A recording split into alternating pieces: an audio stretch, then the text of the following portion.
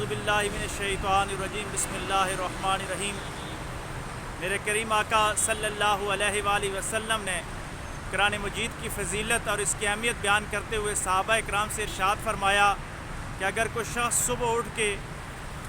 صرف قرآن مجید کی 2 آیات کی تلاوت کرتا ہے اور ان کو سمجھنے کی کوشش کرتا ہے تو وہ شخص دنیا اور مافیا اس کے اندر جتنی بھی چیزیں ہیں سب نعمتیں ایک طرف رکھ دی جائیں اور قرآن مجید کی 2 آیات کو سمجھنا ایک طرف رکھ دیا جائے تو یہ 2 آیات دنیا اور مافیا کی ہر چیز سے بھاری معلوم ہوگی۔ تو آقا علیہ الصلوۃ والسلام گویا ہمیں یہ سبق دے رہے تھے کہ دنیا میں اگر مادی طور پہ یا روحانی طور پہ اگر ترقی کرنی ہے، سائنس اور ٹیکنالوجی کے میدان میں اگر آگے جانا ہے، سیاروں کی تسخیر کرنی ہے، آسمان کو فتح کرنا ہے، زمین کے اوپر اپنا نظام قائم کرنا ہے تو ہمیں صرف اور صرف قرآن مجید کو سمجھنا ہوگا۔ اور سمجھنے کا آسان طریقہ ہے کہ ہم ڈیلی روٹین میں